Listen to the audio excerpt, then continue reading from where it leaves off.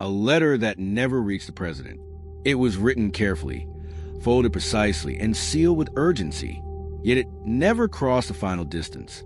Somewhere between intention and power, it vanished.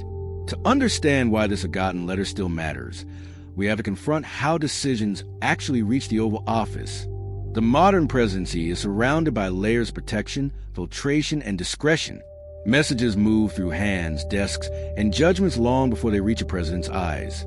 Today, in an age of instant communication and information overload, that filtering feels necessary. But it also raises an uncomfortable question.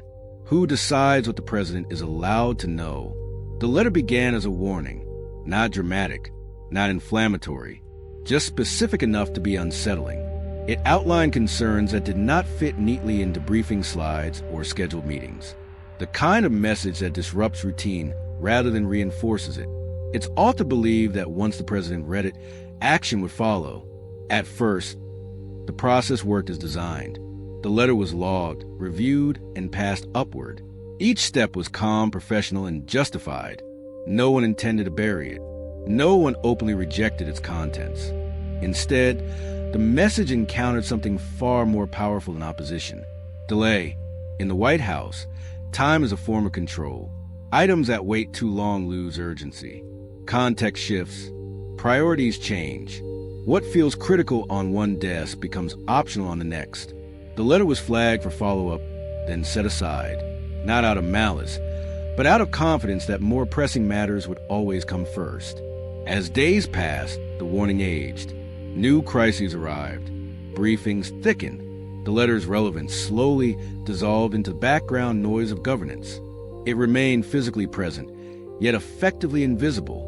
What no one realized was how narrow the window had been, how that single piece of information could have altered a conversation, a decision, or a chain of events already in motion. The letter did not fail because it was wrong. It failed because it arrived at a system designed to protect power from disruption. And by the time anyone noticed its absence, the opportunity it carried was already gone. As the letter lingered in administrative limbo, its significance quietly eroded. Each day without response made it easier to justify another day of waiting.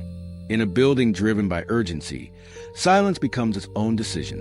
Staff members who encountered the letter faced an unspoken dilemma: elevate it and risk being wrong, or delay it and remain safe. The White House rewards certainty. Ambiguity, even when important, often struggles to compete with confidence. The letter did not shout. It asked, and questions are easier to postpone than commands. What made the situation more complicated was that nothing immediately went wrong. The warning did not produce instant consequences. There was no visible failure, no sudden confirmation of its claims. That absence reinforced the belief that delay was harmless. In reality, it only masked the cost. As weeks passed, references within the letter became outdated. Names changed. Timelines shifted. What had once been a clear signal now looked like a historical footnote. The system had not rejected the message. It had aged it into irrelevance. This is how power often neutralizes discomfort, not through censorship, but through process, by surrounding information with procedures so dense that urgency dissolves before impact. The letter became an example of a broader truth. In complex institutions, inaction rarely feels dramatic, yet it shapes outcomes just as forcefully as action. Eventually, the author followed up. The response was polite, professional, and non-committal. The letter was acknowledged, but its moment had passed. What it warned about had already begun unfolding quietly, without the benefit of early attention. Inside the White House, the letter's disappearance was never recorded as a mistake.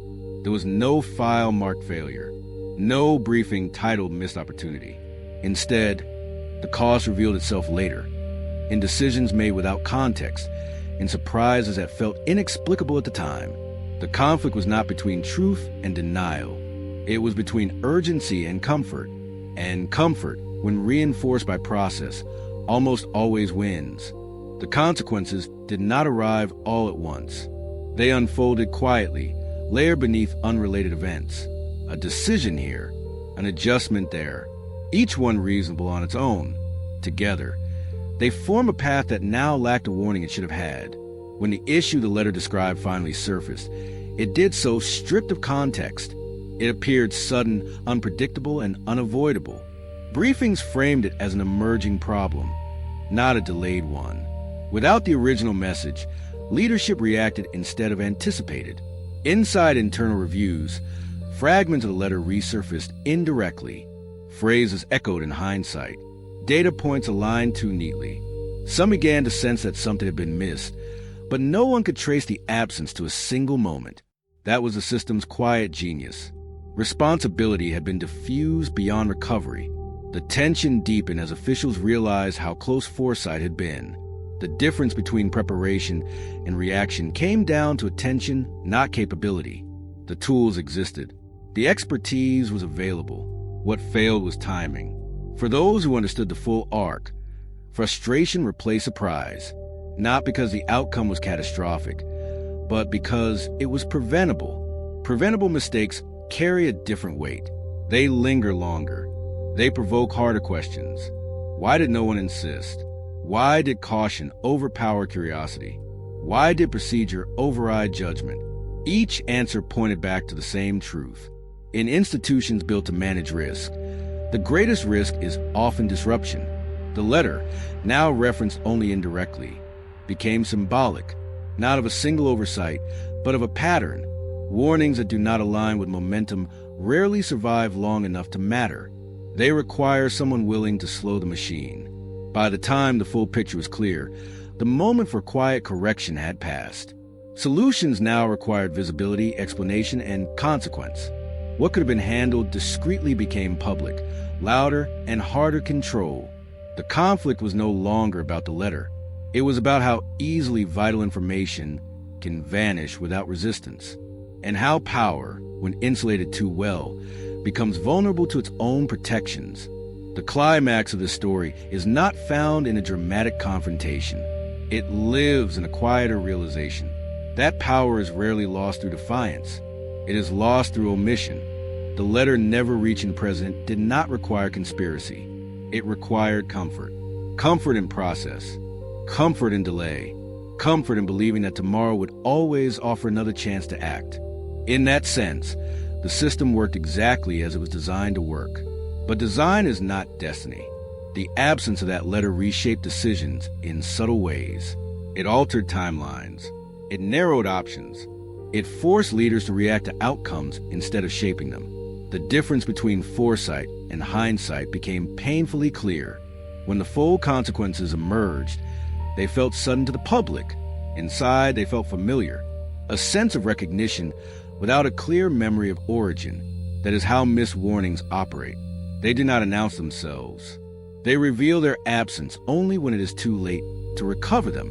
The resolution, if there is one, lies in awareness. Institutions depend on filters to function, but filters require judgment. Someone must choose when disruption matters more than order, when discomfort deserves urgency, when a quiet warning should interrupt momentum. This story reaches beyond one letter and one presidency. It reflects a modern challenge shared by every complex system. Information is abundant, but attention is scarce. The most dangerous messages are often the calm ones, because they ask for patience rather than demand reaction. What happened here is not an anomaly.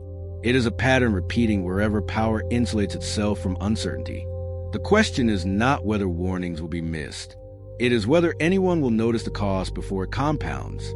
Sometimes the smallest shift in perspective becomes the beginning of a new future, a